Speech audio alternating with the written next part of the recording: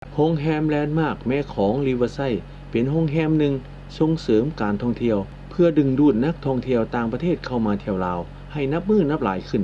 ซึ่งระยะผ่านมาได้ร่วมกับภาครัฐได้ส่งผู้บริหารการขายของโรงแรมเข้าร่วมงานวางแสดงผลิตภัณฑ์การท่องเที่ยวต่างประเทศอยู่ภายในและต่างประเทศโดยเฉพาะประเทศอาเซียนและจีนโดยร่วมกับกระทรวงแถลงข่าววัฒนธรรมและท่องเที่ยวโฆษณาเผยแพร่การบริการการท่องเที่ยวของลาวในวันที่23เมษายน2025นี้ท่านนางอรไทยสันติคงคาผู้อำนวยการโรงแรมแลนด์มาร์คแม่ของริเวอร์ไซด์พ้องประธานสมาคมนักธุรกิจหนุ่มแห่งชาติลาวได้พบกับท่านนางลีเซียวจุนพ้องประธานสมาคมนักข่าวทั่วประเทศจีนพ้องหัวหน้ากลุ่มใหญ่เสนาธิการและสมาชิกพรรคกลุ่มหนังสือพิมพ์รายวันการสู้จำกัดเลขาธิการใหญ่องค์การพรรคและผู้อำนวยการบริหารของกลุ่มสื่อมวลชนการสู้ใหม่สาธารณรัฐประชาชนจีนพร้อมคณะโดยมีท่านสวรรครราชมนตรีประธานสมาคมนักข่าวแห่งสาธารณรัฐประชาธิปไตยประชาชนลาวและภาคส่วนเกี่ยวข้องเข้าร่วมท่านนางอรไทยสันติคงคาได้ให้รู้ว่าโรงแรมแลนด์มาร์คแม่ของริเวอร์ไซด์สร้างขึ้นในปี 2012 ตั้งอยู่แคมแม่น้ำของที่มีทิวทัศน์ที่สวยสุดงดงามยามตอนแลงสามารถแนมเบิงตะเวนตกดินเป็นโรงแรมระดับ5ดาวของคนลาวห้อยส่วนห้อยเพื่อต้อนรับกองประชุมอาเซียนที่ลาวได้เป็นเจ้าภาพทางโรงแรมของพวกเขาก็ได้รับแขกบรรดาประมุขรัฐของประเทศอาเซียนและสาธารณรัฐประชาชนจีนโดยเฉพาะประธานสีจิ้นผิงภายหลังเปิดให้บริการก็ได้รับการสนับสนุนจากหลายๆภาคส่วนในการจัดกิจกรรมต่างๆและต้อนรับแขกที่เข้ามาเที่ยวอยู่นครหลวงเวียงจันทน์คือโรงแรมของแลนด์มาร์คแม่ของริเวอร์ไซด์นี่เป็นโรงแรม5ดาวเนาะที่มีจุดพิเศษที่สำคัญก็คือเป็นโรงแรมที่ตั้งอยู่ใจกลางเมืองเนาะแล้วก็มีสวนสีเขียวเนาะที่มีขนาดใหญ่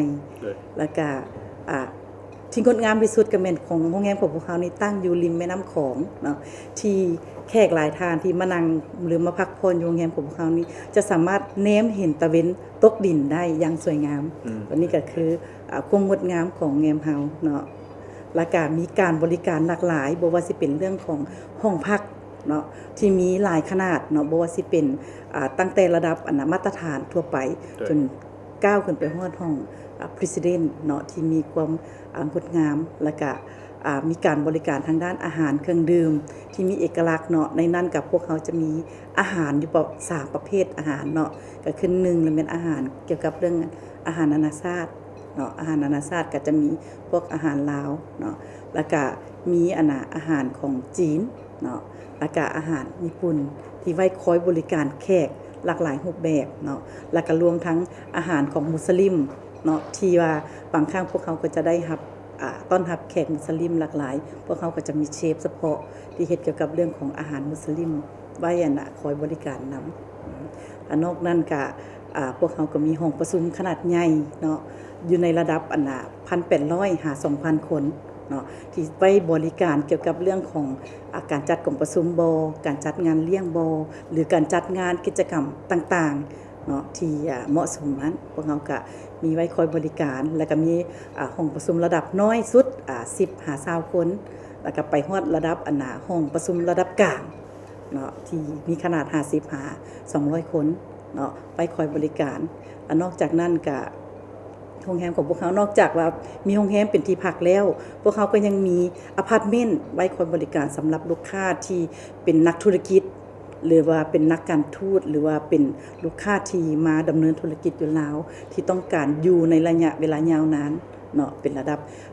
เดือน2เดือนหรือว่าไปฮอดปีเนาะไว้คอยบริการอีกเนาะอันนี้ถือว่าทางโรงแรมแลนด์มาร์คของพวกเขาก็มีผลิตภัณฑ์ที่หลากหลายนอกจากนั้นกับพวกเขาก็มีโรงแรมในเครือเนาะที่ไว้คอยบริการก็คือกันกับโรงแรมแลนด์มาร์คไลฟ์เซ็นเตอร์อยู่ที่ข้างเวียงจันทน์เซ็นเตอร์นั้นมีทั้งโรงแรมแล้วก็มีทั้งอพาร์ตเมนต์เนาะมีทั้งการบริการสถานที่เกี่ยวกับเรื่องของห้องล่าห้องการเนาะสำหรับแขกต่างประเทศที่มีจุดประสงค์อยากมาดำเนินธุรกิจอยู่ในประเทศลาวเฮาและต้องการหาบ่อนที่พักหรือ บอนนั่นน่ะห้องการเฮ็ดเวียกที่มีไส้ขนาดน้อยไปหาใหญ่พวกเขาก็จะมีบริการทางด้านพื้นที่ที่มีความหลากหลายต่างๆเจ้า我多么想学老挝语โอกาสนี้ท่านนางลีเซียวจุนได้กล่าวขอบใจท่านนางอรไทยสันติคงคาที่ให้การต้อนรับในครั้งนี้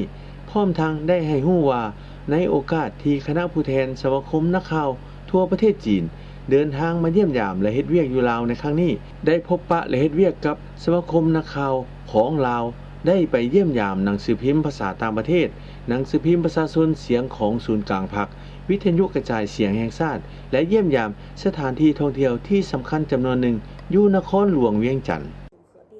能够让我们领略到河边的风景，同时它对